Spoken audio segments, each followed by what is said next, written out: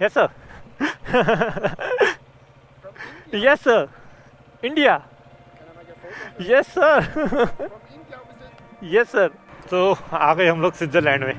ये है Switzerland. Finally Switzerland में आ गया।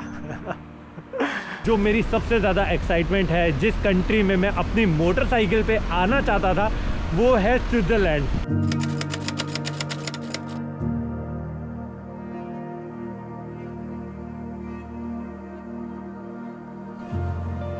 ओ भाई साहब, कहाँ से जा रहा रास्ता यार।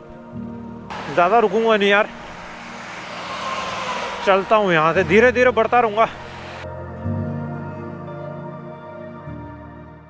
तो वो जो आप जगह देख रहे हो ना, वहाँ पर अपना अपार्टमेंट, जहाँ पर हमने 2 रातें स्टे किया था, और वहाँ पर एक्चुअली मोटरसाइकिल पार्क करने की फैसिलिटी नहीं थी, तो हम लोगों ने अपनी जो मोटरसाइकिल्स हैं वो यहाँ पर पार्क कर रखी है।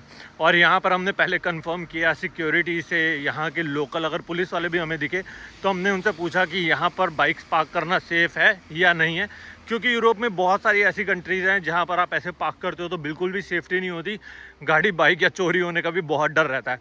लेकिन यहाँ पर जितने भी लोग थे सब ने बोला था कि नहीं, यहाँ पर सेफ़ है, तो हमने कल रात अपनी मोटरसाइकिल जो है यहीं पर ही पार्क कर दी थी। तो अभी अपने अपार्टमेंट के पास अपनी मोटरसाइकिल लेके जाऊँगा, वहाँ पर सारा सामान लोड करूँगा और उसके बाद आपसे सारी चीज़ें डिस्कस करता हूँ। और आज मैं बहुत ज़्यादा एक्साइटेड हूँ, किस लिए, चलो बताते हैं। सो अपना जो अपार्टमेंट है ना, वो 5th फ्लोर पे था। लकीली यहाँ पर लिफ्ट है तो कोई प्रॉब्लम नहीं है, लेकिन हमारा सामान जो है वो सारा पैक हो चुका है। मुझे लगा एक बार आपको टूर दे देता हूँ। तो कुछ ऐसा अपार्टमेंट था और नज़ारे बहुत सही हैं यार। इधर से मैं आपको दिखाता हूँ। तो यहाँ पर एक मीडिया मार्ट भी, भाई साहब इतना बड़ा मॉल है ना ये वाला। यहाँ पर कोई भी चीज़ आप नाम बोलो वो यहाँ पर अवेलेबल है। KFC चाहिए, मैकडी चाहिए, आपको बड़े से बड़ा कोई स्टोर चाहिए। तो कल हम लगभग 7:30 पौने 8 बजे के अराउंड अंदर गए थे, लेकिन एक प्रॉब्लम थी कि 8 बजे बंद हो जाता है, तो कुछ खाने पीने को लिए भी नहीं है। अगर आप मैकडी में भी जाके ऑर्डर दोगे तो कहेंगे 5 मिनट रह गए, 5 मिनट में ऑर्डर करना है तो करो, नहीं तो सब बंद। तो वहीं पर मेरी कहीं बाइक पार्क थी, तो अभी मेरी मोटरसाइकिल जो है मैंने यहाँ पर पार्क कर दी है। तो बस अभी यहाँ से निकलेंगे और बाइक पे सारा सामान लोड करते हैं, और जो आज का अपना सफ़र है स्विट्ज़रलैंड का, उसको स्टार्ट करेंगे।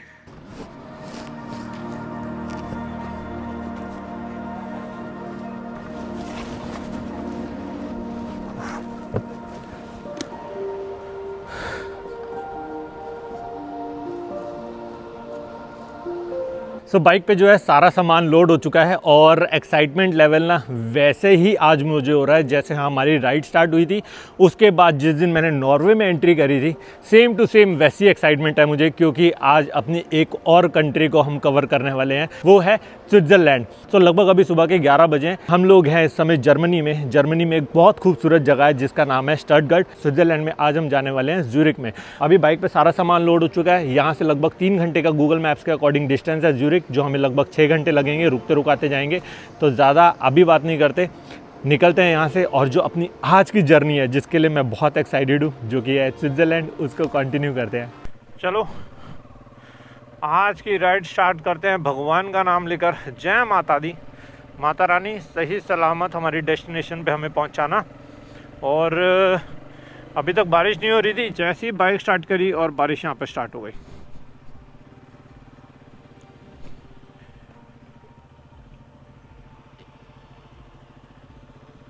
तो यहाँ पर ना हम 2 दिन से स्टे कर रहे थे, और हमें लगा था कि अब तो हमें वेदर बहुत सही मिलेगा, क्योंकि यहाँ पर बिल्कुल भी बारिश नहीं हो रही थी पिछले 2 दिनों से। हम आराम से रिलैक्स भी कर रहे थे, मोटरसाइकिल की अपनी सर्विस भी करवाई। लेकिन आज जैसे ही निकलने लगे तो ये सीन है कुछ यहाँ पर। और स्ट्रेंज बात ये है कि यहाँ पर जिस लोकेशन पे हम है ना, 3 बजे तक यहाँ पर आज बारिश होनी है, और उसके बाद हम जब स्विट्ज़रलैंड में एंट्री करेंगे तो 3 बजे वहाँ पर बारिश स्टार्ट हो जाएगी। हद है यार। तो हम मतलब 6-7 घंटे जो होंगे वो हम लोग बारिश में ही चलाने वाले हैं।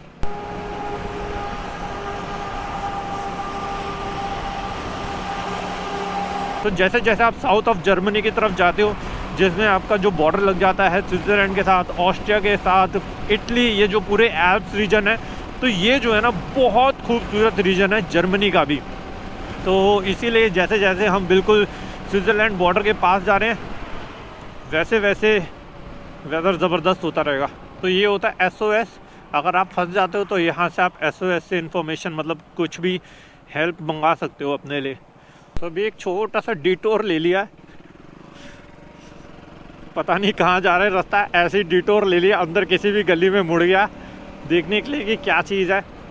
तो मैं इस वाले हाईवे पे था, इस वाले हाईवे से मैं अंदर चढ़ गया, देखो कितना ब्यूटीफुल दिख रहा है।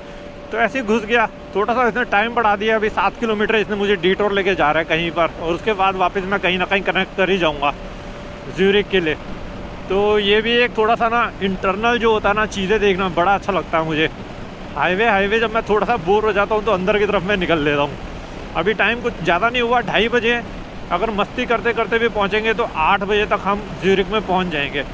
और ज्यूरिख में जाके करना भी क्या है, सिटी घूमने से अच्छा मैं पूरी जर्नी एंजॉय करूँ, रादर मैं अपनी डेस्टिनेशन पे पहुँच के उस जगह को देखूँ।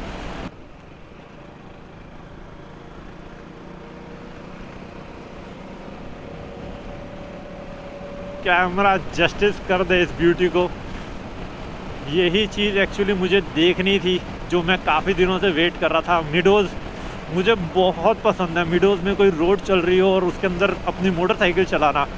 इसीलिए मैं गुलमर्ग जब गया था ना तो मैं बाकी टूरिस्ट की तरह मेन हाईवे से नहीं गया था। मेरे को याद है कि मैं अंदर गलियों में मुड़ गया था मिडोज़ एक्सपीरियंस करने के लिए। वो जो राइड का जो मुझे और कुछ याद नहीं है ज़्यादा गुलमर्ग का मेन हाईवे, लेकिन जब मैं समर्स में गया था ना तो वो तनमर्ग के रास्ते से होते हुए गया था मिडोज़ इंजॉय करते करते।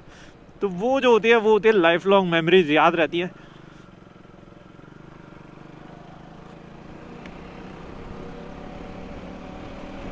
कहाँ से रास्ता जा रहा है, अंदर कहीं ना कहीं रास्ता जा रहा है। मैं एक और चीज़ बता दूँ, ये सारा जर्मनी है। अभी तो स्विट्ज़रलैंड सोचो, जैसे जैसे हम जाएंगे और कितने ब्यूटीफुल मिडोज़ दिखेंगे वहाँ पर। तो हो सकता है कि आने वाले कुछ व्लॉग अगर मेरे को वेदर ठीक मिलेगा तो बड़े भी हो सकते हैं भाई। मैं चार्ली अकेले इस लोकेशन पे, कोई नहीं दिख रहा मुझे दूर दूर तक।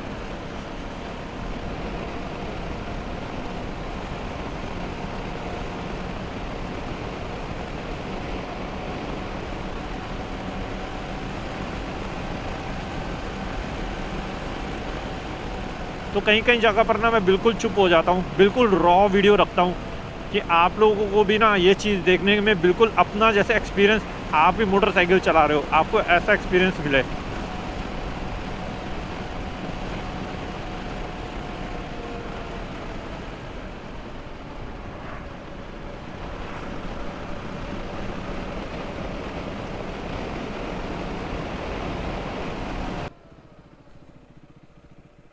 यहाँ पर क्या है,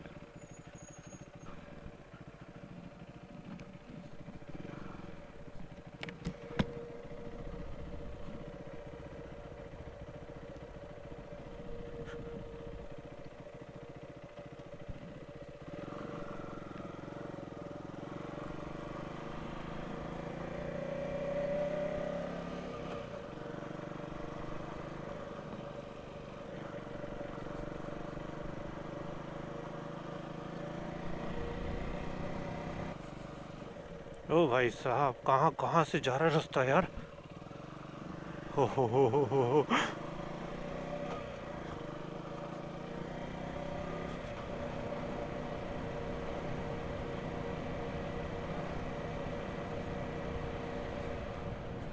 बस रास्ता हो यहाँ से बाहर जाने का।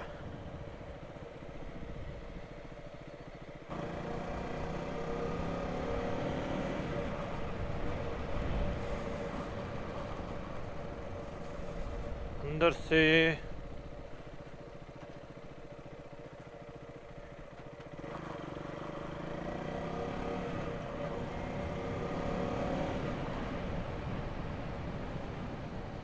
ये कहाँ से लेके आ गया है मुझे पता नहीं यार, कहाँ से घूम के आ गया हूँ। अभी मैं खुद भटक गया क्योंकि वहाँ पर मुझे एक्चुअली ऐसा लगा था कि साइन लिखा था कि motorcycles and cars not allowed. तो मैं वहाँ घुस तो गया क्योंकि मुझे समझ नहीं आया था कि आगे जाऊँ पीछे जाऊँ। तो अभी मैंने फिर से वापस ज्यूरिख का रास्ता लगा दिया है, तो होपफुली मैप मुझे दोबारा से मेन हाईवे पे कनेक्ट कर देगा। होपफुली कर दे, ऐसा ना हो कि मेरे को अंदर गलियों से ही लेके चला जाए।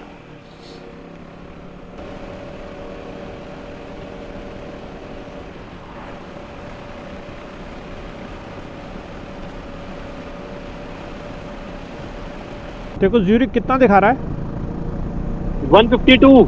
मेरे को भी एग्जैक्ट 152 दिखा रहा है, लेकिन यार मेरे को तो ये लेके जा रहा है बिल्कुल अंदर मिडोज से, पूरा का पूरा मिडोज यार। पूरा ऐसा होता है ना जैसे एक फॉरेस्ट टाइप एरिया होता है। फॉरेस्ट तो नहीं है खैर, लेकिन सराउंडिंग बहुत मेरी फॉरेस्ट वाली एरिया है। लेकिन एक रोड चल रही है और बस अभी ये किधर से मेरे को इंटीरियर्स लेके जाएगा पूरा वो मुझे आइडिया नहीं है। मैं हाईवे पे नहीं हूँ। कितने बढ़िया लग रहे हैं घोड़े।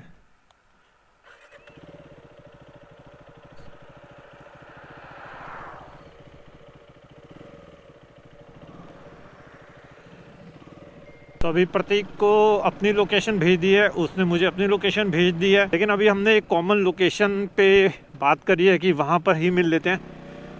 तो देखते हैं वहाँ का रास्ता, अगर वहाँ पर वो मुझे मिल गया तो ठीक है, नहीं तो फिर मैं मैप में लगाऊंगा ज्यूरिक और फिर डायरेक्ट दोनों ज्यूरिक में ही मिलेंगे।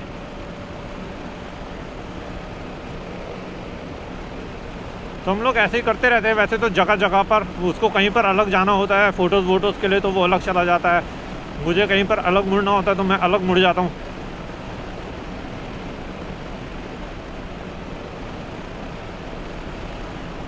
ओके, तो ये रहा मेन हाईवे, मुझे यहीं से ही कनेक्ट करना है। सो फाइनली आ गया मेन हाईवे पे, भटकते भटकते भाई साहब।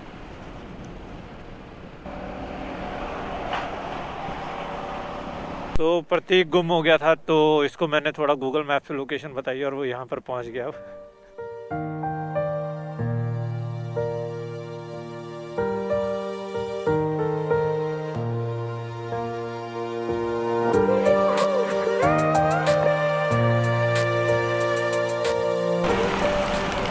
बारिश एक्चुअली में बहुत ही ज़्यादा तेज़ हो गई है और कहीं पर बे मिल जाए ना मुझे, जहाँ पर सेफ़ हो, या फिर कोई ब्रिज मिल जाए जहाँ पर मैं रेन गियर्स पहन लूँ, क्योंकि अब मुझे ऐसा लग रहा है कि मैं बहुत ज़्यादा गीला होना शुरू हो चुका हूँ अंदर से भी।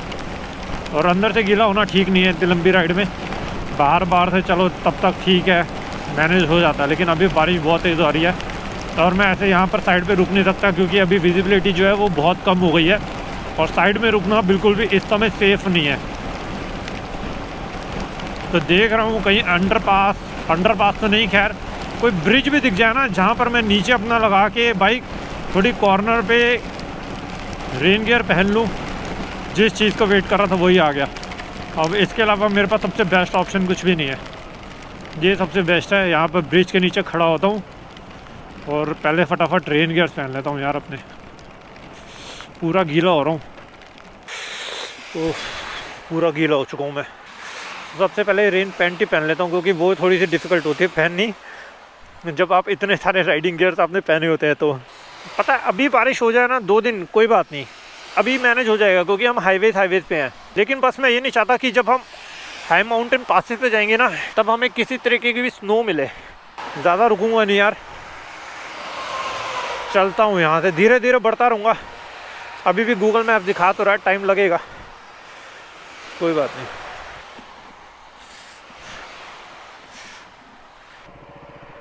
तो आ गए हम लोग स्विट्ज़रलैंड में।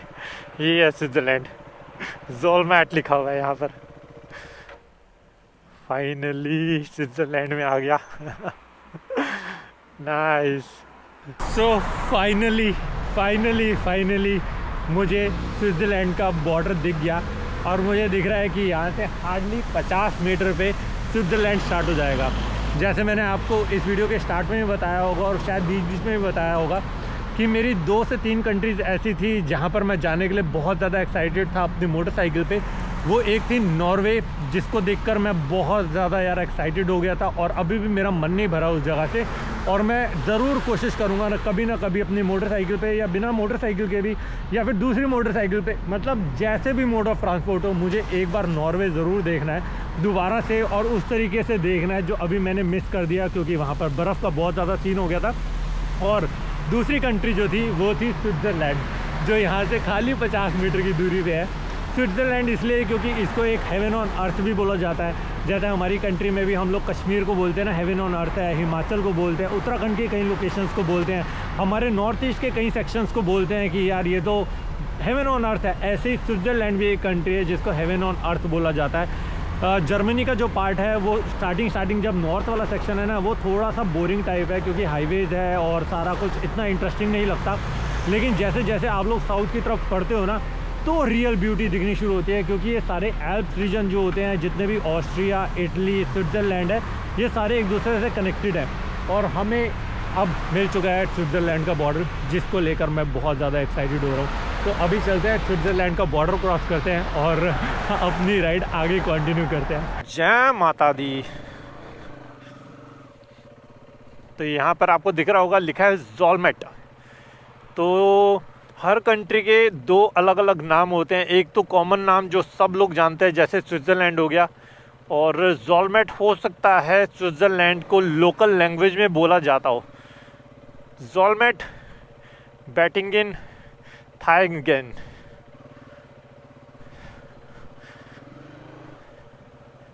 Yes sir.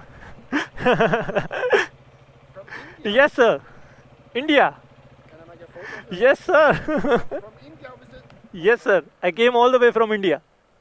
That's how many kilometers? Sir, till now I have covered 13,000 kilometers and 10,000 kilometers more to go. We are covering 24 countries. Okay. Yes. Luck, huh? Thank you so much, sir. Thank you. तो इन्होंने अपनी motorcycle की photo खींची, तो मैंने बताया ना भाई, ऐसा ही होता है। लोग बहुत ज़्यादा शॉक हो जाते हैं इंडियन नंबर प्लेट देखकर, क्योंकि इतना कॉमन नहीं है इंडियन नंबर प्लेट यहाँ पर या पूरे यूरोप में बाइक मिलना आपको।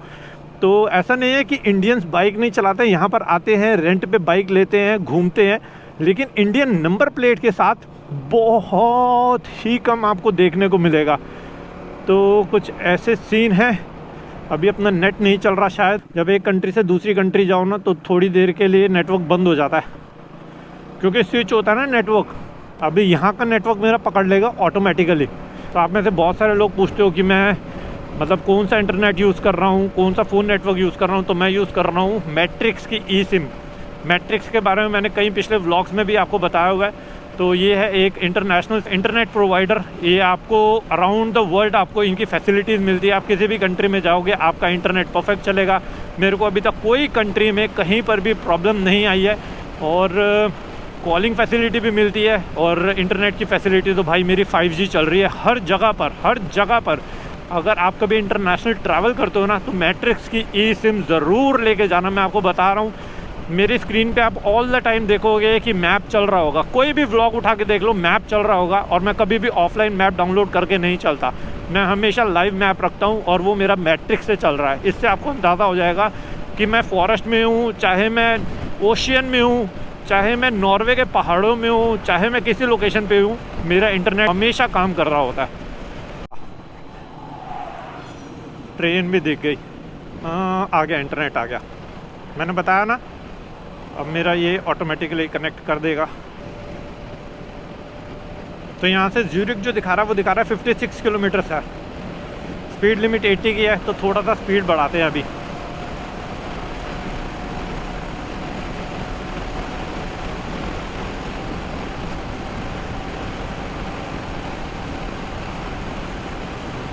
क्या ही सही लग रहा है यार। मैं तो अभी भी ना, मेरा माइंड ना एक्सेप्ट नहीं कर रहा है, या फिर मेरा डाइजेस्ट नहीं हो पा रहा मुझसे कि मैं स्विट्ज़रलैंड में आ चुका हूँ। ऐसा तो मुझे नॉर्वे के टाइम पे भी नहीं लगा था कि मैं नॉर्वे जा रहा हूँ, जबकि नॉर्वे मेरी लिस्ट में नंबर 1 पे था। लेकिन स्विट्ज़रलैंड का पता नहीं क्यों यार, अभी भी मेरे को ऐसा लग रहा है सच में मैं स्विट्ज़रलैंड में ही हूँ क्या। अपनी मोटरसाइकिल चला रहा हूँ मैं। Unbelievable man. कई बार मेरे को अपने आप को बिलीव करवाना पड़ता है कि भाई अंकित, जो ये तू कर रहा है ना, ये सच है, ये सपना नहीं देख रहा भाई। ना तेरी आंखें खुलने वाली है सडनली और तू कहेगा भाई नहीं ये तो सपना था, मैं कभी ये करने की सोच रहा हूँ नहीं। मैंने ये सपना देखा था, हज़ारों बार देखा ये सपना, और आज उस सपने को जी रहा हूँ मैं।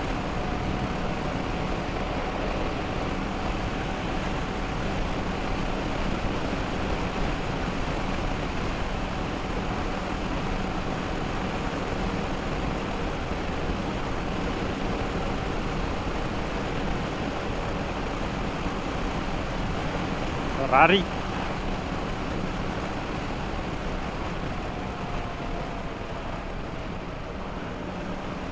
मेरा तो मन ही नहीं कर रहा कि मैं कैमरा ऑफ करूं, जबकि ऐसा कुछ सीनरी नहीं है कि मैं कहूं कि मुझे कैमरा ऑन रखना है। बस यार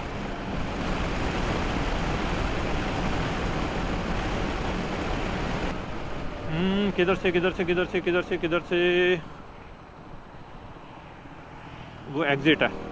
ओके, तो ये लिखा ना ऑसफार्थ, तो मैंने लास्ट मोमेंट पे ध्यान दिया। इसका मतलब होता है एग्जिट। ये मुझे रोड से एग्जिट करवा देता, कहीं और ले जाता, एग्जिट कर देता।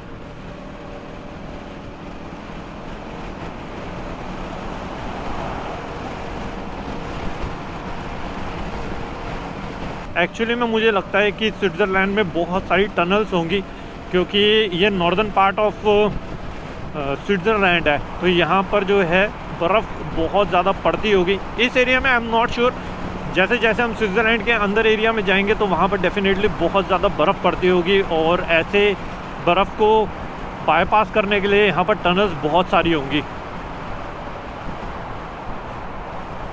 तो जैसे ही हम लोग अब स्विट्ज़रलैंड के बॉर्डर पे आए हैं ना, हमने सबसे पहले एक कॉर्नर पे रोकी बाइक और अपना जो अपार्टमेंट है वो ढूंढने की कोशिश करी।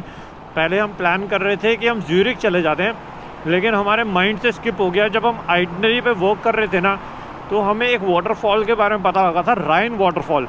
तो चलते चलते एकदम राइन वाटरफॉल के बारे में दिमाग में आ गया कि यार राइन वाटरफॉल तो रह ही गया। तो अभी हमने उसी का ही लोकेशन डाल के वहीं पर ही एक अपार्टमेंट जो है वो बुक कर दिया, और यहाँ से वो अपार्टमेंट जो है 12 किलोमीटर दूर है, लगभग 15 मिनट दिखा रहा है गूगल मैप्स। लेकिन इंटरेस्टिंग बात ये है कि वो जो अपार्टमेंट है ना वो जर्मनी में है, तो हमें वापस घूम के जर्मनी जाना पड़ेगा। सो ये जो वाटरफॉल है ये है तो स्विट्ज़रलैंड में, लेकिन जो हमने अपार्टमेंट बुक करा, हमने बहुत कोशिश करी किसी आसपास लोकेशन में हमें अपार्टमेंट मिल जाए, लेकिन अपार्टमेंट हमें कोई मिल नहीं रहा। अभी समझ नहीं आ रहा कि भाई साहब ये अपार्टमेंट जो है, मतलब ये जो वाटरफॉल है ये इतना ज़्यादा फेमस होने के बावजूद भी वहाँ पर स्टेइंग ऑप्शंस इतने लिमिटेड क्यों हैं। तो हमें 2-3 प्रॉपर्टीज़ दिखाई, वो भी जर्मनी में। तो हमने वापस जर्मनी के एक लोकेशन लगा दिया अपार्टमेंट। राइन वाटरफॉल वहाँ से खाली 3-3.5 किलोमीटर दूर है। तो आज हम वापस जर्मनी में मोस्ट प्रोबेबली जाने वाले हैं, क्योंकि हमने अपार्टमेंट वहीं पर ही बुक कर दिया है। और फिर राइन वाटरफॉल के लिए दोबारा हमें स्विट्ज़रलैंड में एंट्री लेनी है, और फिर हम कल ज्यूरिख जाएंगे। तो ये थोड़ा सा बॉर्डर खेल दिया आज हम लोगों ने।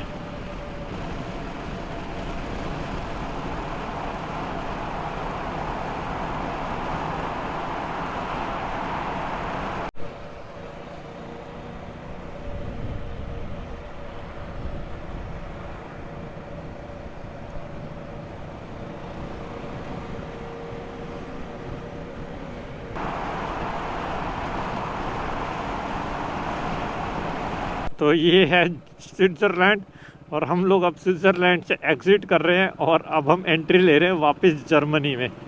सो वेलकम टू जर्मनी। सही है यार, ऐसे होता है यहाँ पर बॉर्डर्स। मेरे को इसीलिए हंसी आ गई कि ऐसे होते हैं बॉर्डर्स यार। जैसे हम अपनी कंट्री में स्टेट्स बदलते हैं ना, उत्तराखंड से हम लोग चले जाएंगे हिमाचल, हिमाचल से पंजाब, पंजाब से हरियाणा, हरियाणा से दिल्ली आ जाएंगे।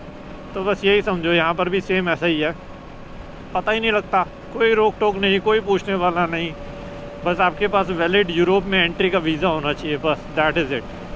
तो यहाँ से जो अभी हमारा अपार्टमेंट है वो 2 किलोमीटर दूरी पे ही है।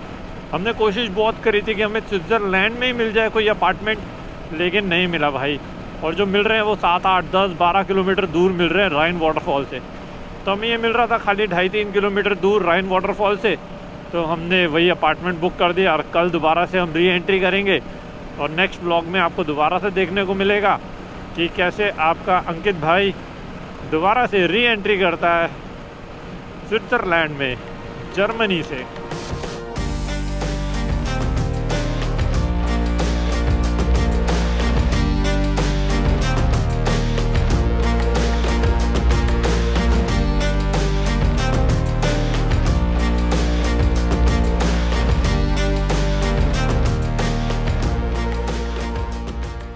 तो सबसे पहले आपको टाइम बता देता हूँ। इस समय बज रहे हैं रात के 12:30 और अब मुझे ध्यान आया कि मैंने व्लॉग तो एंड किया ही नहीं। इनफैक्ट मुझे पिछले काफ़ी एपिसोड से याद ही नहीं रहता कि मुझे व्लॉग एंड करना होता है, इसलिए मोस्ट ऑफ द टाइम मैं नेक्स्ट मॉर्निंग व्लॉग एंड कर रहा हूँ।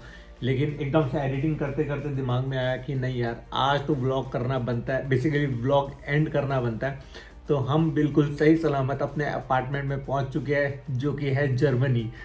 आई नो थोड़ा सा स्ट्रेंज है, मैंने अभी जितना भी इंटरनेशनल ट्रैवल किया है ना, और ऐसा कभी भी नहीं किया कि मैं एक कंट्री से दूसरी कंट्री में गया और वापस उसी कंट्री में आ गया। ऐसा मैंने कभी भी आज तक नहीं किया है। पर जहाँ पर हमारा जाने का प्लान है, राइन वाटरफॉल्स, वहाँ पर कोई अपार्टमेंट, कोई होटल्स नहीं थे, और जो थे वो बहुत ही दूर थे स्विट्ज़रलैंड में। लेकिन ये जो जहाँ अभी हम स्टे कर रहे हैं, ये प्रॉपर्टी जर्मनी में होते हुए भी राइन वाटरफॉल्स के बहुत पास में थी। तो हमें लगा कि कोई पॉइंट नहीं है कि 7-8 किलोमीटर दूर जाके रहो, इससे अच्छा 2-2.5 किलोमीटर पहले आके रह लेते हैं। और दोबारा राइन वाटरफॉल्स तो कल जाना ही है, और उसके बाद दोबारा अपनी एंट्री ले लेंगे स्विट्ज़रलैंड में। और राइन वाटरफॉल्स में बता दूं कि स्विट्ज़रलैंड में पड़ता है, जर्मनी में नहीं पड़ता। तो ये सारा चीज़ें हुआ है। और जैसे हम लोग यहाँ पर आए तो सबसे पहले हम सुपरमार्केट चले गए कुछ खाने पीने का सामान लेने, क्योंकि ये जो प्रॉपर्टी के ओनर है ना, जैसे हम लोग आए ना, उन्होंने बोला कि आपको जो भी लेना ना तो यहीं से परचेज कर लेना, स्विट्ज़रलैंड बॉर्डर पार करती है आपको बहुत एक्सपेंसिव पड़ेगा। तो वो एकदम से दिमाग में आ गई बात कि जो भी चीज़ें हमें लेनी है हमारी ज़रूरत की है, क्योंकि 7-8 दिन हम होपफुली स्विट्ज़रलैंड में ही रहने वाले हैं। तो काफ़ी चीज़ें हम लोगों ने परचेज कर ली हैं, और अब होपफुली कल राइन वाटरफॉल देखेंगे और उसके बाद दोबारा से अपनी री एंट्री करेंगे स्विट्ज़रलैंड में। तो आज का व्लॉग यहीं पर ही मैं एंड करता हूँ, अपनी एडिटिंग चालू है। किसी भी रीज़न से अगर आज का व्लॉग आपको पसंद आया तो आपको पता है क्या करना है, चैनल पे नए हो तो सब्सक्राइब जरूर कर देना। इसी के साथ अब मैं आपसे मिलता हूँ इस सीरीज़ के नेक्स्ट व्लॉग में। Till then ride hard, ride safe. This is me dream chaser signing off. Bye bye.